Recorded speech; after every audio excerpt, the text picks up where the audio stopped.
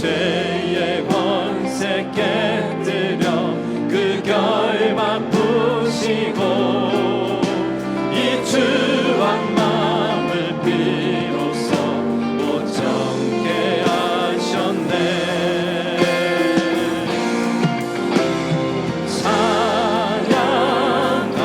찬양하라 높으신 권세를 찬양 찬양 찬양 영원히 드리세.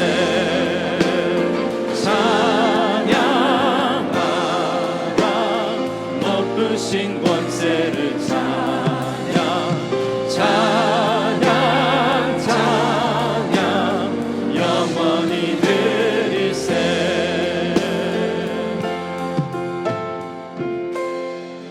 시와 찬미와 신령한 노래로 서로 화답하며 함께 노래해. 시와 찬미와 신령한 노래로 우리 가슴으로 주를 찬송해.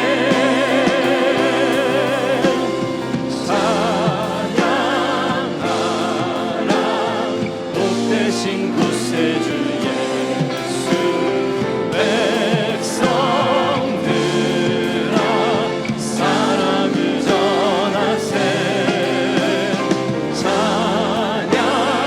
찬양하라 높으신 권세를 찬양 찬양 찬양 영원히 드리세.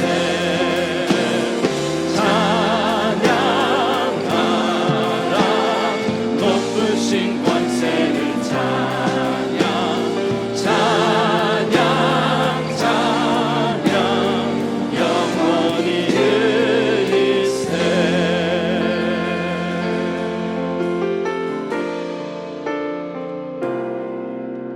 주님과 함께하는 이 고요한 시간 주님의 보좌 앞에 내 마음을 쏟네. 모든 것 아시는 주님께 감출 것 없네. 내 맘과 정성 다해 주 바라나이다. 나 염려하지 않아도 내 쓸 것 아시니 나 오직 주의 얼굴 구하게 하소서. 나 이해할 수 없을 때라도 감사하며 날마다 순종하며 주 따르오리라. 온 맘 다해 사랑합니다. 온 맘 다해 주 알기 원하네. 내 모든 삶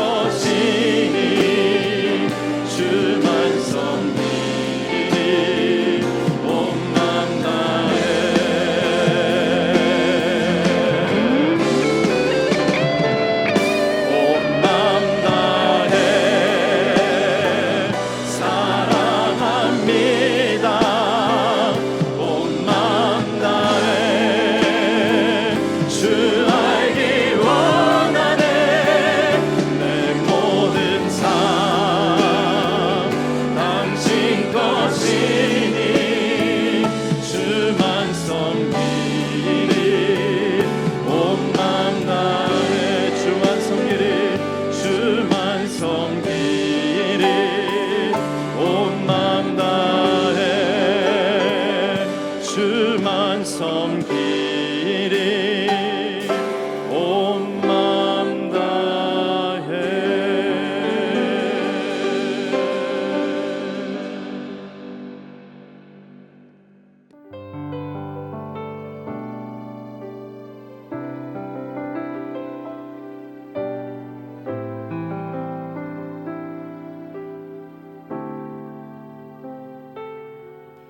지금 서 있는 이곳에서 높임을 받으소서.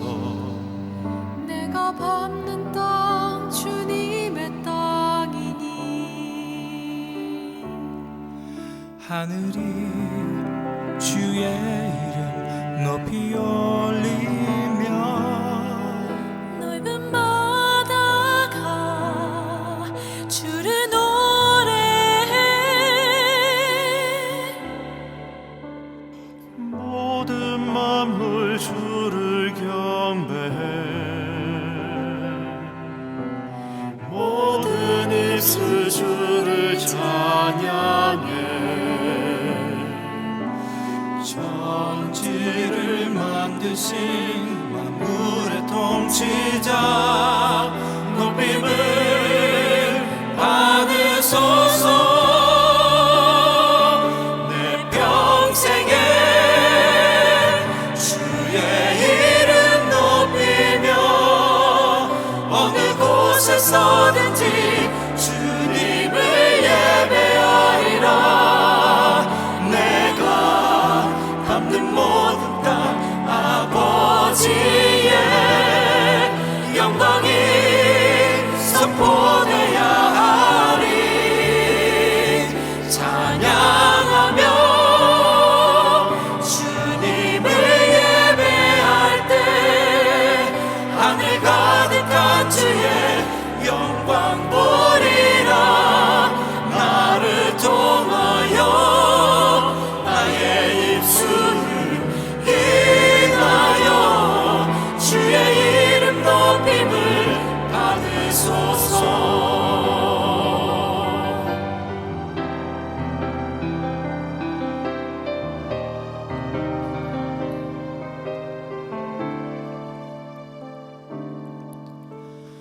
모든 만물 주를 경배해. 모든 입술 주를 찬양해.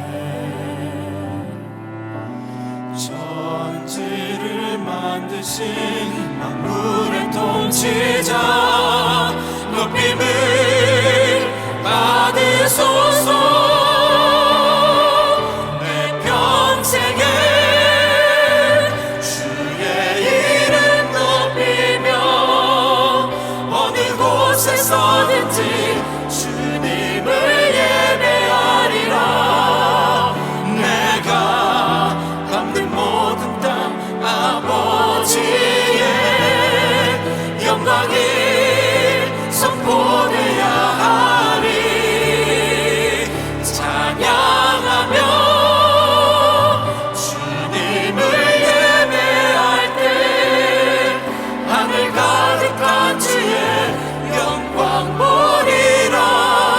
나를 통하여 나의 입술을 인하여 주의 이름 높임을 받으소서.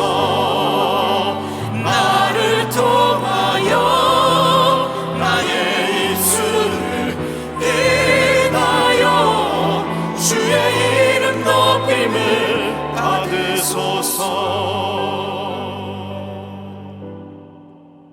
주의 이름 높임을 받으소서.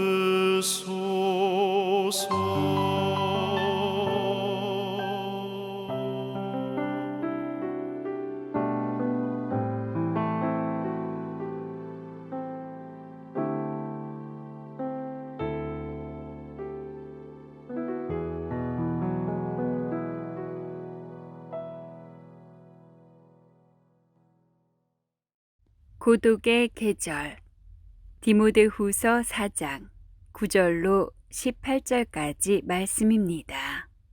너는 어서 속히 내게로 오라. 데마는 이 세상을 사랑하여 나를 버리고 데살로니가로 갔고, 그레스게는 갈라디아로, 디도는 달마디아로 갔고, 누가만 나와 함께 있느니라. 내가 올 때에 마가를 데리고 오라. 그가 나의 일에 유익하니라. 두기고는 에베소로 보내었노라. 내가 올 때에 내가 드로아 가보의 집에 둔 겉옷을 가지고 오고, 또 책은 특별히 가죽 종이에 쓴 것을 가져오라. 구리 세공업자 알렉산더가 내게 해를 많이 입혔음에 주께서 그 행한 대로 그에게 갚으시리니 너도 그를 주의하라. 그가 우리 말을 심히 대적하였느니라. 내가 처음 변명할 때에 나와 함께 한 자가 하나도 없고 다 나를 버렸으나 그들에게 허물을 돌리지 않기를 원하노라. 주께서 내 곁에 서서 나에게 힘을 주심은 나로 말미암아 선포된 말씀이 온전히 전파되어 모든 이방인이 듣게 하려 하심이니 내가 사자의 입에서 건짐을 받았느니라. 주께서 나를 모든 악한 일에서 건져내시고 또 그의 천국에 들어가도록 구원하시리니 그에게 영광이 세세 무궁토록 있을지어다. 아멘. 우리가 살고 있는 현대 사회 속에 눈에 보이지 않는 무서운 질병이 하나 있습니다. 그것은 고독이라고 하는 병입니다. 대화할 상대도 없고 마음을 나눌 대상을 찾지 못해 혼자 외롭게 사는 이들이 생각보다 많습니다. 몇 년 전 뉴욕의 한 고급 아파트에서 70대 할머니 한 분이 아파트에서 몸을 던져서 자살하는 일이 일어났습니다. 앰뷸런스가 와서 할머니는 병원으로 실려갔고 그 뒤에 달려온 경찰들이 사람들을 해산시킨 후에 이 자살 원인을 알아내기 위해서 할머님이 계시는 아파트로 올라갔습니다. 실내 들어가 보았더니 온갖 고급 가구와 사치스러운 장식품으로 이루어져 있는 것을 보고 이 정도 살림이라면 경제적인 어려움 때문에 죽은 건 아닌 것 같다 생각을 했습니다. 그래서 혹시 건강상의 이유나 불치병 때문일까 해서 주치의사에게 전화를 걸어보았더니 주치의가 말하기를 할머니는 나에 걸맞지 않게 건강하셨다고 설명했습니다. 그럼 무엇 때문인가 고민하던 경찰관이 할머니 책상을 뒤지던 중에 작은 수첩 하나를 발견하게 됐습니다. 그 수첩을 펼쳐보는 순간 경찰관은 놀랍다는 듯이 바로 이것 때문이었구나라는 말을 했습니다. 왜냐하면 할머니의 수첩에는 365일 동안 똑같은 글이 실려 있었기 때문입니다. 오늘 또 아무도 나에게 오지 않았다. 결국 혼자만의 외로움을 견디다 못해 극단적인 선택을 한 것입니다. 이와 같은 고독함, loneliness죠. 이와 같은 현상은 주어진 환경과 상관이 없습니다. 오늘같이 물질 문명이 발달하고 편하게 살던 때가 어디 있겠습니까? 그럼에도 불구하고 고독 속에 사는 사람들이 많은 것을 보게 되면 환경적인 조건 때문은 아닌 것 같습니다. 이와 같은 고독은 나이와도 상관이 없습니다. 한국에서 나온 통계를 보면 고독사로 세상을 떠나는 사람들 중에 20대, 30대 청년들이 차지하는 비중이 14%라고 합니다. 제법 많은 수치죠. 미국의 생명보험협회가 발표한 자료에 의하면 대다수의 연령층이 고독을 느끼지만 그중에서 가장 고독을 견디지 못해하는 그룹이 대학생 그룹으로 소개가 되고 있습니다. 조금 의외의 사실이죠. 아마도 그때가 데이트할 상대를 가장 갈급하게 찾는 연령층이기 때문에 상대적으로 고독을 강하게 느낀 것이 아닌가 생각이 듭니다.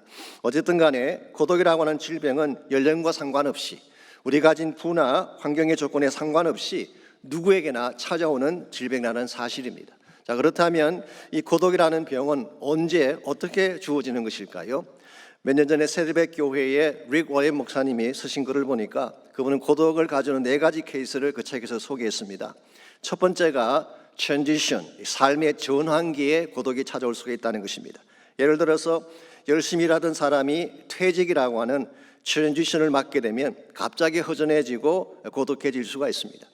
혹은 한국에 살던 사람이 이민이라고 하는 새로운 삶의 터전으로 옮겨오게 되면 모든 것이 낯설고 생소한 가운데 느끼는 고독감이 있죠. 아마 우리들 가운데도 처음 몇 년간 미국에 온 이후에 홀로 울며 지셨던 밤을 가진 분들이 많이 계실 것입니다. 두 번째 케이스가 separation입니다. 이별과 분리가 가져오는 고독이죠. 어쩔 수 없는 여건으로 사랑하는 가족과 떨어져 있을 때 우리는 깊은 고독을 느낄 수가 있습니다. 혹은 질병 때문에 혼자 격리된 가운데 살아가야 할 때에, 특히 요즘같이 코로나 바이러스가 창궐하는 때에는 이 쿼런틴 당하는 혼자 격리된 침상을 가진 분들이 계시죠. 그때 느낄 수 있는 외로움이 가능합니다. 세 번째 케이스가 커뮤니케이션입니다. 이 대화의 단절에서 오는 고독이죠. 대화할 사람이 없다거나 혹은 있다고 하더라도 내 마음을 알아줄 자가 없을 경우에, 이런 측면에서 이 땅에는 고독한 남편, 고독한 아내들이 생각보다 많습니다. 네 번째가 rejection입니다. 거절과 버림으로 말미암아 주어지는 고독. 아마 이 케이스가 가장 아프고 힘든 케이스인지 모르겠습니다. 특별히 사랑하는 자로부터 버림받았을 때 그에게 주어지는 아픔은 참으로 견딜 수가 없을 것입니다.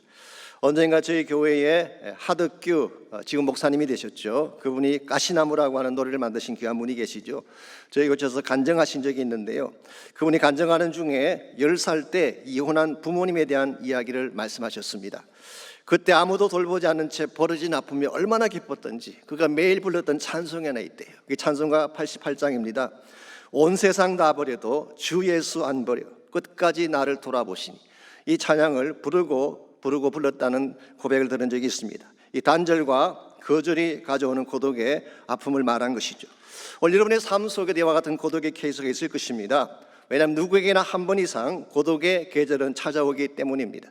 마치 천지자연 속에 4계절이 있는 것처럼 우리 인생의 여정에도 다양한 계절들이 존재합니다. 봄날처럼 밝고 따뜻한 시간이 있는가 하면 겨울처럼 혹독하고 차가운 삶의 여정도 있습니다. 여름같이 싱그러운 계절이 있는가 하면 가을같이 쓸쓸한 고독의 계절도 찾아오는 것입니다. 특별히 우리가 살고 있는 이민의 삶은 그 자체가 낯설고 격리된 삶의 현장 아닙니까? 그러다 보니까 느끼는 고독과 아픔이 더 클 가능성이 많습니다. 솔직히 우리 주변에 사람이 없는 것은 아닙니다. 그러나 정말 내 마음 깊은 곳에 있는 것들을 나누고 참된 위로와 교제를 나눌 수 있는 대상은 많지 않습니다. 그래서 사람들을 만나 깔깔대고 웃으면서도 실상은 외로워하는 것입니다. 이와 같이 우리 삶 속에 언제나 찾아올 수 있는 것이 고독이고 누구에게나 찾아올 수 있는 것이 고독의 계절이라고 한다면 우리는 이 고독의 계절을 잘 준비할 필요가 있습니다. 그래야지 우리 인생이 좌초되지 아니하고 더 건강한 길로 나아갈 수 있기 때문이죠.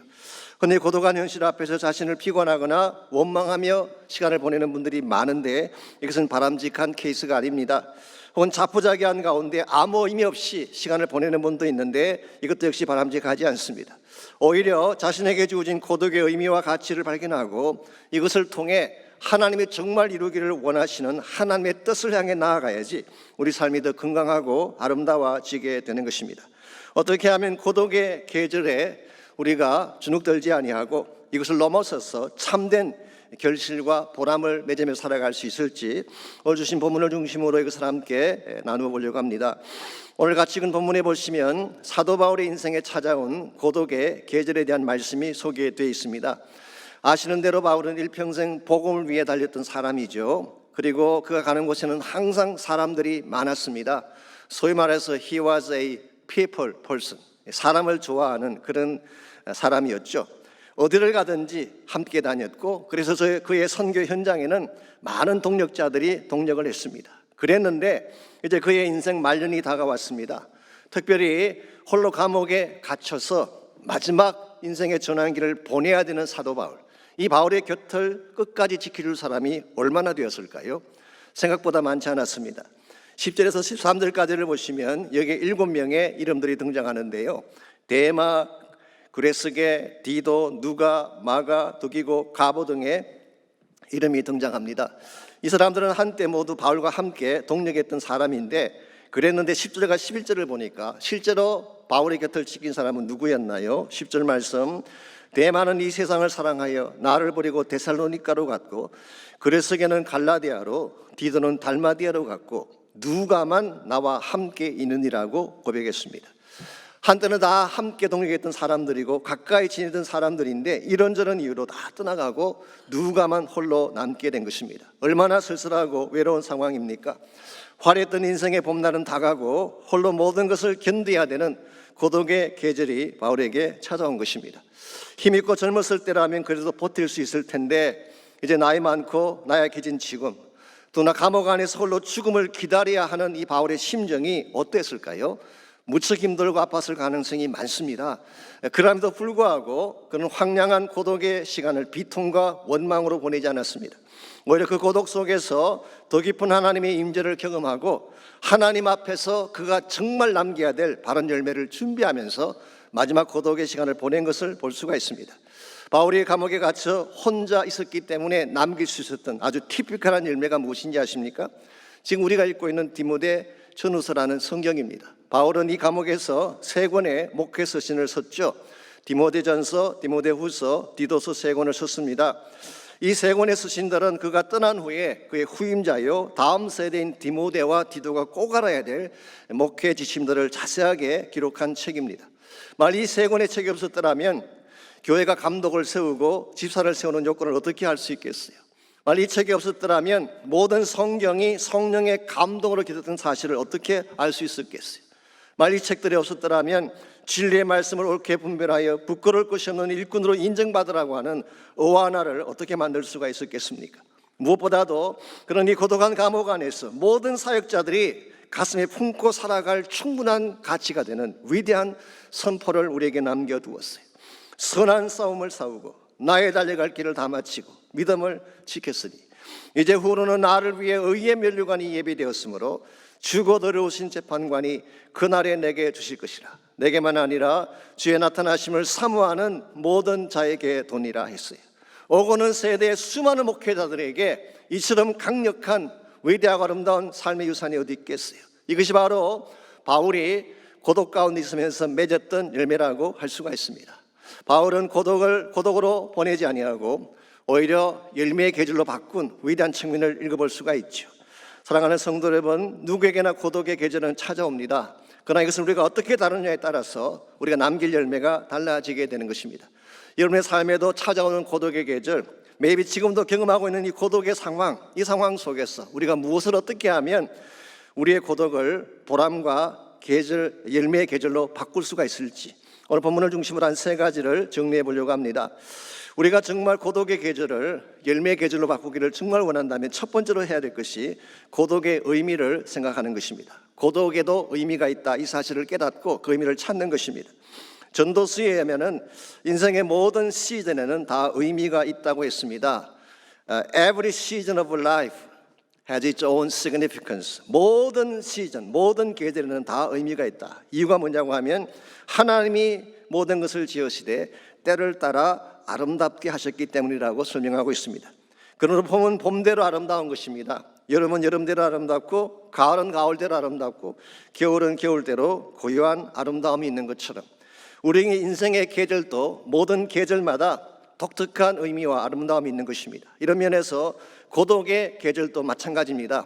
고독만이 줄 수 있는 고유한 가치가 있고 의미가 있는 것인데 이것을 찾아서 바른 방향으로 삶을 전개해 나아가야지 여러분이 고독의 과정을 통과한 후에 남길 열매가 있는 것입니다. 그래서 오늘 16절 말씀 보시게 되면 바울은 이 고독의 현장에서 어떠한 고백을 적고 있습니까? 16절, 내가 처음 변명할 때에 나와 함께한 자가 하나도 없고 다 나를 버렸으나. 우리가 여기까지만 읽게 되면 자기 마음의 비통함이나 습습함을 토로한 것처럼 볼 수가 있습니다. 왜냐하면 바울이 가장 힘들어할 때에 자신의 곁을 아무도 지켜주지 않았기 때문에. 여기서 처음 변명할 때라는 이 말은 사실은 바울이 로마 법정에서 받은 첫 재판을 말합니다. 영어 성경을 보게 되면 at my first defense 그렇게 번역하기도 했고 혹은 at my first trial 나의 첫 번째 재판에서 그렇게 번역한 영어 성경들이 많습니다. 바울로서는 가장 도움이 필요한 때였죠. 그랬는데 오늘 성경은 말하기를 다 나를 버렸다. 우리는 여기서 충분히 바울이 습습함을 느낄 수 있는 상황이라는 것을 알 수가 있습니다. 이것을 보면요, 사도 바울은 앞에서 릭 워렌이 열겠던 4가지 고독의 케이스를 다 경험한 사람이라고 말할 수가 있습니다. 노년이라고 하는 인생의 전환기를 경험했죠. 감옥이라는 격리의 장소를 경험했죠. 끊어진 대화의 창구를 경험했죠. 그리고 오늘 본문에 기록된 것처럼 버림받은 아픔을 경험한 이 4가지를 다 경험한 것입니다. 이와 같이 홀로 버려진 바울, 고독함 속에 찬 이 바울이 뭐라고 오늘 본문에서 고백하고 있나요? 우리 16절 마지막 부분을 보게 되면 그러나 그들에게 허물을 돌리지 않기를 원하노라 그랬어요. 나에게 주어진 이 모든 고독의 원인을 인간관계를 탓하지 않고 사람을 탓하지 않고 하나님을 바라보겠다, 그런 뜻이에요. 바울의 마음속에는 지금 주어진 현실이 중요한 게 아니라 내 곁에 있느냐 없느냐라고 하는 그 사실이 중요한 것이 아니라 이 고독 속에서 진짜 발견해야 될 하나님의 뜻, 하나님의 비전이 더 중요함을 인식한 것입니다. 그래서 18절 말씀 보시기 바랍니다. 바울이 남겼던 위대한 찬양의 고백이 나옵니다. 주께서 나를 모든 악한 데서 건져내시고 또 그의 천국에 들어가도록 구원하시리니 그에게 영광이 세세 무궁토록 있을지어다. 아멘. 이것은 물론 바울의 개인적인 소망을 표현한 것이기도 합니다. 그러나 동시에 이것은 온 인류를 위해 준비하신 하나님의 소망을 설명한 것입니다. 다른 말로 표현하면 복음을 통해 이룩할 하나님 나라의 완성을 선포한 것입니다. 사도 바울의 마음속에는 이 하나님 나라에 대한 비전이 있었어요. 지금 당장 내 앞에 벌어지는 사건이 중요한 게 아니라 언젠가 성취되게 될 하나님 나라의 완성의 날, 비전의 날이 있다는 사실을 알았기 때문에 그는 더 큰 문맥 속에서 하나님의 뜻을 찾고 의미를 찾았어요. 그 결과 그는 주눅들지 아니하고 포기하지 아니하고 끝까지 믿음의 견지를 이루어갈 수가 있었던 것입니다. 흔히 많은 분들이 고독은 나쁜 것이라고 생각을 하죠. 고독은 나쁜 것이기 때문에 피해야 된다고 생각을 하지만 사실 꼭 그런 것은 아닙니다. 왜냐하면 고독이 주는 유익함도 있기 때문에. 고독은 우리 자신을 돌아보게 하는 유익함이 있죠. 또 고독은 인생의 진정한 가치를 깨닫게 하는 유익함도 있습니다. 심지어 고독을 통해 참된 사랑의 가치를 배우기도 합니다. 그래서 이정하 시인이라는 분은 이런 말을 했어요. 고독하다는 것은 사랑할 준비가 되었다는 뜻이다, 이런 말을 했어요. 같이 있을 때는 알지 못했는데 혼자 버려지게 됐을 때 비로소 만남의 소중함을 깨닫고 사랑의 가치를 알게 됐다는 그런 고백이죠. 이런 의미에서 우리 하나님 안에서 고독을 느끼는 것도 축복이라고 할 수가 있습니다. 경건한 차원의 고독, 이것은 우리 영성에 도움이 되는 것입니다. 그래서 가끔은 분주한 현실을 떠나서 하나님과 단둘이 독대하는 시간을 보내시기를 바랍니다. 그때 영혼이 더 맑아지게 되고 보이지 않던 삶의 비전을 보게 되고 새로운 힘을 얻게 될 가능성이 많습니다. 이 프랑스의 공학자 중에 페르디낭 드 레셉스라고 하는 사람이 있었습니다. 이분이 한 번은 지중해를 여행하다가 함께 여행 중이던 동료 중에 한 사람이 갑자기 전염병을 앓게 되면서 그가 탄 배 전체가 격리 조치를 당하게 됐습니다. 레셉스는 그 격리 상태로 살면서 굉장한 좌절감과 고통을 느낄 수밖에 없었죠. 그런데 놀라운 사실은 그 격리된 기간 동안 할 일이 없으니까 그는 배 안에서 이 찰스 레펠이라는 분이 쓴 회고록을 읽게 됐습니다. 그 책은 홍해와 지중해를 잇는 운하 건설의 가능성에 대한 책입니다. 그는 그 책을 읽는 중에 한 가지 비전을 꿈꾸게 됩니다. 그것은 아프리카와 아시아 두 대륙을 연결하는 운하를 건설하는 것에 대한 꿈이었어요. 지중해 도시인 폴트 세이드 항구와 홍해의 수에즈 항구를 연결하면 운하가 만들어지는데 이것만 만들어지면 유럽에서 곧장 아시아로 가는 길이 열리게 되는 것입니다. 이건 굉장한 경이로운 일이죠. 사실 이것은 고대 이집트 때부터 많은 사람들이 꿈꿨던 것이지만 지금까지 이룩하지 못하다가 1869년도에 레셉스에 의해서 비로소 이 운하가 완공이 됐습니다. 만일 그에게 격리된 배 안에서 보낸 고통의 시간이 없었더라면 이와 같은 꿈을 언제 꿀 수가 있었겠어요. 이런 면에서 고독의 계절은 그저 탄식하며 보내는 낭비의 시간이 아닙니다. 어떤 분들은 쾌락이나 술이나 마약으로 고독의 시간을 채우려고 하지만 이것은 바른 방법이 아닙니다. 오히려 하나님 안에서 참된 인생의 의미를 발견하고 진정한 성숙을 이룩함으로써 하나님의 뜻을 향해 나아가야지 고독이 우리에게 유익한 열매가 되는 것입니다. 두 번째로 고독의 계절을 보람의 계절로 바꾸려면 주님의 임재를 경험해야 하는 것입니다. 우리가 홀로 쓰게 되었을 때 가장 절실한 것은 하나님의 임재입니다. 이것이 없다면 엄격한 의미에서 우리는 고독의 계절을 절대 이겨낼 수가 없습니다. 그래서 17절을 보시면은 사도 바울로 하여금 이 엄청난 고독의 계절을 통과할 수 있게 했던 근본 비결이 17절에 소개가 되어 있습니다. 17절, 주께서 내 곁에 서서 나에게 힘을 주심은 그랬어요. 내 곁에 서신 주님, 이것이 모든 문제의 해답이 된 것이죠. 모든 사람이 다 떠나가도 모든 상황이 다 메말라가도 내 곁에 서 계신 이 하나님이 함께 하시기만 한다면 더 이상 고독은 고독이 아니라는 것입니다. 왜냐하면 그 하나님 안에 모든 위로와 기쁨과 채우심이 존재하기 때문에 이런 측면에서 여러분이 혼자라고 느낄 때 그때야말로 하나님을 가장 깊이 만나야 할 때입니다. 그때가 사실은 하나님이 가장 여러분 가까이 와 계실 때이기 때문에 그 순간에 하나님을 만나야지 진정한 차원의 회복이 일어나는 것입니다. 솔직히 말씀드려서 평소에는 잘 모릅니다. 하나님이 계신다고 하지만 어디 계신지 무엇을 하는지 관심도 솟지 않는데 모든 걸 다 읽고 홀로 쓰게 되었을 때 우리는 비로소 내 곁에 와 계신 하나님을 느끼게 되고 경험하게 되는 것입니다. 저는 그 좋은 예가 구약 성경에 나오는 야곱의 케이스라고 생각합니다. 야곱이 하나님을 가장 깊이 만난 시간이 언제였는지 아십니까? 홀로 있을 때였어요. 창세기 28장에 보시면은 그가 브엘세바 자기 아버지 집을 떠나서 멀리 하란으로 도망칠 때 아무도 그와 동행하는 자가 없었습니다. 홀로 한밤중에 누구 하나 대화할 상대가 없는 가운데에 고독한 광야 한가운데서 하나님을 만나지 않습니까? 그때 야곱이 잠에서 깨어나서 뭐라고 했나요? 여호와께서 과연 여기 계시거늘 내가 알지 못하였도다. 그런 광야 한가운데서 아무도 없는 곳에서 고독한 현실에서 비로소 하나님을 만난 것입니다. 뿐만 아니라 창세기 32장에 보게 되면 그가 20년 타향살이를 마치고 돌아올 때도 약복강 나루터에서 또 한 번 혼자만의 시간을 갖죠. 자기의 모든 가족, 자녀, 종들, 심지어 20년간 모았던 모든 재산을 다 강 건너 보낸 후에 그는 홀로 남아서 밤새 천사로 오신 주님을 만나지 않습니까? 그 결과 그는 비로소 누추한 야곱의 삶을 청산하고 이스라엘이라는 새 이름으로 분이엘의 아침을 맞이하게 된 것입니다. 오늘 여러분과 저의 삶도 마찬가지입니다. 우리에게 혹시 홀로 던져진 시간이 있다면 그것이 질병 때문이건 아니면 사람과의 이별 때문이건 홀로 버려진 시간이 혹시 우리에게 있다면 그 시간이야말로 하나님을 만나야 될 시간인 것을 기억하시기 바랍니다. 하나님께 정직하게 절실하게 나아가서 하나님의 인재를 경험할 수 있으면 우리는 회복이 가능하고 새 사람 되어 일어날 수가 있는 것입니다. 사실 우리가 고독을 느끼는 근본 이유는 하나님을 떠나갔기 때문입니다. 우리가 다른 걸 다 가져도 하나님을 떠난 상태에서는 진정한 차원의 고독에 대한 해결책이 있을 수가 없습니다. 그래서 우리가 잘 아는 파스칼이 했던 유명한 말이 있잖아요. 모든 인간의 가슴 속에는 하나님 크기의 구멍이 있다.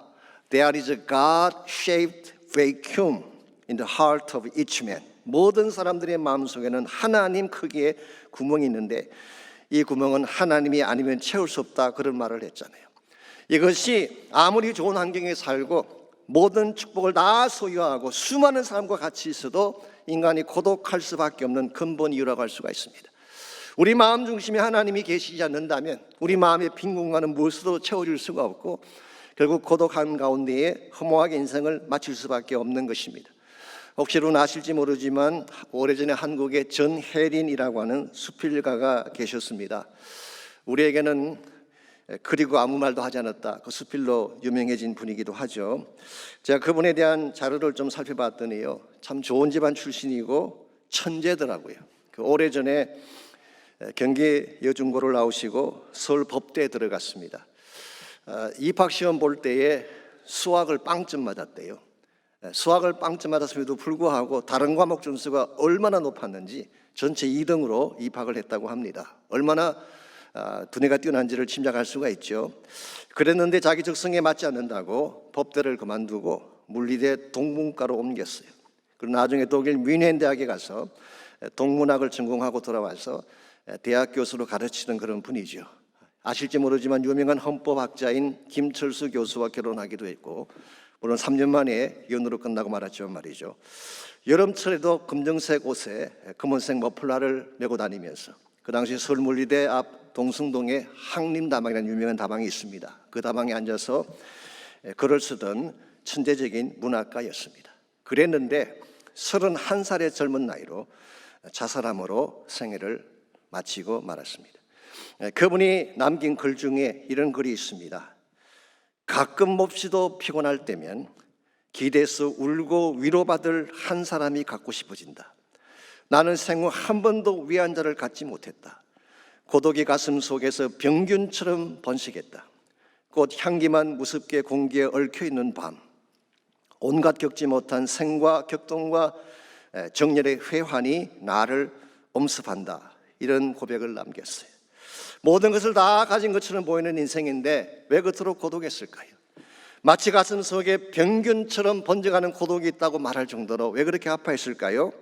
수많은 사람의 칭송을 받으며 살던 사람인데 왜 그토록 허무하게 생을 마치고 말았을까요? 진짜를 만나지 못했기 때문에 그런 것입니다. 하나님을 만날 때까지 우리 인생에 진정한 해답은 없습니다. 아무리 많이 가져도 여전히 외롭고 여전히 고독하고 여전히 허무할 수밖에 없는 것이 하나님 만나지 못한 인생의 현주소입니다. 이런 측면에서 여러분과 제가 정말 고독의 문제를 해결하기를 원한다면 하나님 만나야 돼요. 모든 사람이 다 떠나가도 내 곁에 서서 나를 붙들어 주실 그분을 만나야 돼요. 모든 것을 다 잃어도 내 가슴에 참된 기쁨과 행복을 안겨주실 그분을 만나야 돼요. 내가 피곤할 때면 기대서 울고 위로받을 수 있는 유일한 한 분이신 예수님, 그분을 만날 때에 고독을 이길 수가 있게 되고 고독 너머에 있는 참된 기쁨을 향해 나아갈 수가 있는 것입니다. 이와 같이 우리 모두에게 찾아오는 고독의 계절, 이것을 감당해내기를 정말 원한다면 첫 번째는 고독의 의미를 발견해야 돼요. 고독의 가치를 찾아야 되는 것입니다. 두 번째는 고독한 가운데 인지하시는 하나님을 만나야 됩니다. 마지막 세 번째로 우리가 정말 고독의 계절을 잘 감당해내기를 원한다면 고독한 가운데도 불구하고 최상의 사역을 추구해야 됩니다. 최상의 사명을 추구할 때에 우린 고독을 넘어서게 되는 것입니다. 고독이 왔다고 모든 것을 멈출 필요는 없습니다. 오히려 그 상황 속에서 내가 할 수 있는 최선을 찾아서 바른 사역을 하게 되면 고독을 넘어설 수가 있는 것입니다. 13절 말씀 보시기 바랍니다.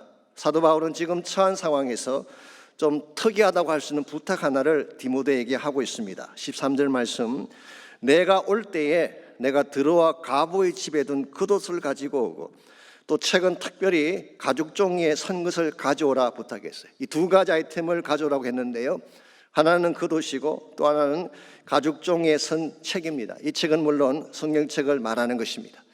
아니, 생각해 보십시오. 이제 곧 처형당할 노인분이 따뜻한 음식이나 몸을 누일 수 있는 오리털, 이불 같은 것을 가져오라고 부탁을 해야지 겉옷은 왜 가져오라고 하며 가죽에 선 성경책을 왜 가져오라고 하는 것일까요? 이 겉옷이라고 하는 것은 외출할 때 필요한 옷입니다. 그리고 가죽 성경은 왜 필요한 것일까요? 우리는 이 말씀을 통해서 한 가지 중요한 사실을 발견할 수가 있습니다. 바울은 지금 죽음 직전까지 갔고 노시한 가운데 있지만 죽을 때 죽더라도 내 생명이 살아있는 한 마지막까지 해야 될 사명이 있다는 사실을 인식하고 있어요. 17절을 보시면 좀 더 구체적인 내용을 발견할 수가 있습니다. 17절, 주께서 내 곁에 서서 나에게 힘을 주시면 나로 말미암아 선포된 말씀이 온전히 전파되어 모든 이방인이 듣게 하려 하심이니 내가 사자의 입에서 건짐을 받았느니라. 이게 선포된 말씀이라는 표현이 나오는데요, 헬라 원어를 보게 되면 캐리그마라고 하는 유명한 단어가 사용되어 있습니다. 이 캐리그마는 사도들의 설교를 말합니다. 아포스톨릭 프리칭, 사도행전에서 나오는, 즉 십자가와 부활의 메시지, 복음 메시지를 말하는 것입니다. 지금 바울의 마음속에 한 가지 갈망이 있다면 나로 말미암아, 내가 지금 비록 감옥에 갇혀 있고 노시한 가운데 있지만 나로 말미암아 하나님의 복음의 말씀이 전파되어져서 모든 이방인이 듣기를 원하는 것이라고 했어요. 오늘 여러분들 바울의 현실을 보게 되면 결박당한 가운데 있고 감옥 안에 던져진 노년의 시간을 보내고 있는데, 그러나 사형 선고를 받고 언제 형장으로 끌려갈지 못하는 처참한 가운데 있는데 바울의 심령 속에는 누구도 억제할 수 없는 강한 의지가 있었어요. 강한 하트가 있었어요. 복음의 사명을 이루고자 하는 것을 위해서 그는 끝까지 달려갔고, 자신에게 고독의 계절이 왔지만 그는 끝까지 사명을 완수하려고 했기 때문에 우리가 흔히 말하는 뒷방 노인으로 전락하지 않고 끝까지 열매를 남기며 달리는 것이 가능했던 것입니다. 사랑하는 성도 여러분, 우리 인생에는 고난의 계절이 닥쳐올 수 있습니다. 우리를 낙심시키고 다시는 일어서지 못하는 어려운 상황이 찾아올 때가 있죠. 그러나 우리는 거기에 굴복하면 안 됩니다. 고난이 올지라도, 고독의 계절이 찾아올지라도 우리는 사명 위에 일어서야 되고 복음 위에 일어서야 하는 것입니다. 왜냐하면 고독한 우리 가운데에 주님이 함께 계시기 때문에.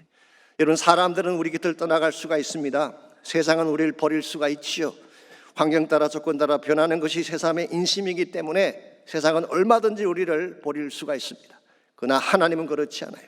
한번 사랑하시면 끝까지 사랑하시는 그 하나님께서 내 곁에 서서 나를 강건케 해주신다면 우리는 고난의 한 가운데서도 다시 일어설 수가 있게 되고 모든 사람이 떠나간 고통의 시간 속에서도 하나님의 사명을 이룰 수가 있는 것입니다. 얼마 전에 베테랑스 데이가 지나갔습니다마는 미국이 자랑하는 2차 대전의 참전 용사 중에 해롤드 러셀이라고 하는 사람이 있습니다. 이 사람은 진주만 폭격으로 미국이 2차 대전에 참전하게 되었을 때 자원에서 미 제13 공수단에 입대를 했습니다. 그러다가 1944년 6월 달에 전투를 준비하던 중에 예기치 않던 폭발 사고로 자신의 양손을 잃어버리게 되죠. 웬만한 사람 같으면 불구가 된 자신을 보며 평생을 고통과 운명 속에 살았을 법한데 해롤드 러셀은 그렇게 하지 않았어요. 왜냐하니까 하나님 안에서 믿음으로 자기 인생을 조명해 보았기 때문에 그렇습니다. 그래서 그는 그와 같은 고통에도 불구하고 양손에 의수를 만들어 끼우고 다른 사람들과 똑같이 밝게 열심을 다해 살아갔습니다. 이것을 옆에서 지켜보던 한 영화 감독 윌리엄 와일드라고 하는 유명한 감독이 있습니다. 이분이 그의 스토리를 영화로 만들 것을 제안을 했습니다. 그리고 해롤드 러셀 자신을 그 영화의 주인공으로 캐스팅을 한 것입니다. 이건 사실 파격적인 것이고 모험적인 것이죠. 한 번도 액팅을 해보지 아니한 사람을 영화의 주인공으로 세운다는 것은 굉장히 위험 부담이 큰 것입니다. 그랬는데 이 영화에서 해롤드는 양손이 잘라진 불구자의 연기를 최선을 다해 펼친 결과 그는 그해 아카데미상 2개를 수상하게 됩니다. 하나는 연기상이고 또 하나는 공로상이었어요. 공로상은 베테랑에게 상위 군인들에게 희망을 주었다고 해서 받은 상이었습니다. 그가 주연했던 영화의 제목이 무엇인지 아십니까? 우리 생애 최고의 해라고 하는 영화였습니다. The best years of our lives. 우리 생애 최고의 해.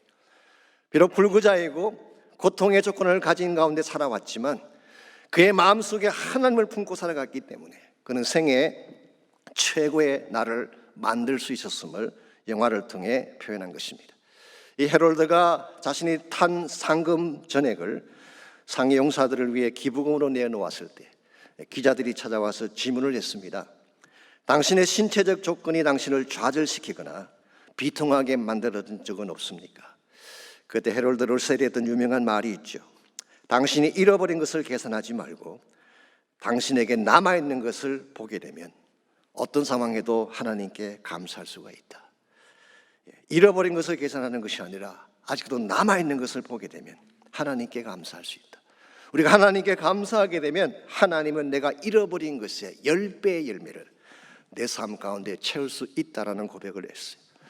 여러분, 처음부터 행복한 인생, 불행한 인생 따로 있는 것이 아닙니다. 우리 인생 여정 속에 하나님을 만나느냐 만나지 않느냐에 달려있는 것입니다. 아무리 좋은 조건에 많은 것을 소유했다고 할지라도 하나님 만나지 못했으면 여전히 외롭고 힘든 인생길을 걸을 수밖에 없습니다. 그러나 하나님 만나서 그 임재 속에 살게 된다면, 그분의 사랑 가운데 거하게 된다면, 설사 내가 모든 것을 다 잃어버려도 내 삶을 모든 것이 다 날아가 버리고 모든 사람이 다 나를 떠나가도 우린 스틸 노래하며 기쁨 속에 살 수가 있는 것입니다. 그러므로 오늘 아침 저는 여러분 모두가 이 하나님 만나시기를 주 이름으로 축원합니다. 그 사랑 안에서, 그 능력 안에서 참 하나님의 뜻을 발견하고 노래하며 달려가는 여러분 되시기를 바랍니다. 상황은 항상 우리를 어게인스할 때가 많습니다. 사람들은 항상 우리에게 상처 아픔을 남길 때가 많이 있죠. 그럴지라도 그리스도 안에서, 하나님 안에서 참사랑을 발견하고 참된 인생의 의미와 목적을 발견하고 그분을 향해 달려가게 된다면 어떤 상황 속에서도 노래하는 것이 가능하고 기쁨 가운데 승리하며 사는 것이 가능한 것입니다. 이와 같은 때에 난 노래하네 사랑을 노래하네 주님께 이와 같은 때에 손 높이 드네 손 높이 드네 주님. 우리 다시 한번 고백합니다. 이와 같은 때에 이와 같은 때에 난 노래하네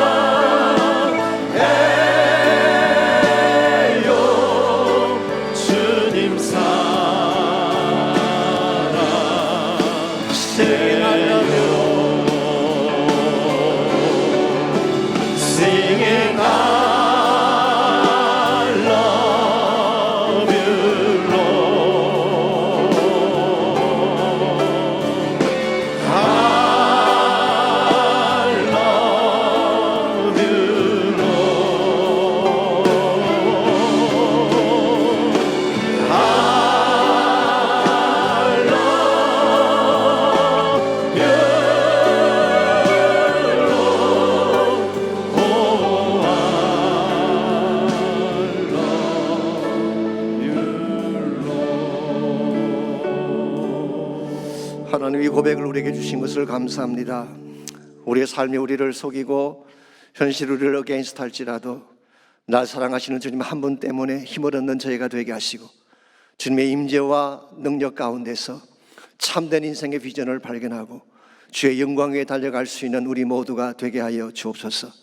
혹시 아직도 예수님 만나지 못한 가운데에, 고독한 가운데, 외로움 가운데에, 지친 가운데, 허무한 가운데 사는 인생이 혹시 있다면 오늘 아침 주님 그들을 만나주시고 그 심령을 타취해 주셔서 예수님 때문에 변화받고 참 생명 얻고 참 소망 가지고 주의 영광 위에 달려가는 아름다운 역사가 이 아침 일어나게 도와주시옵소서.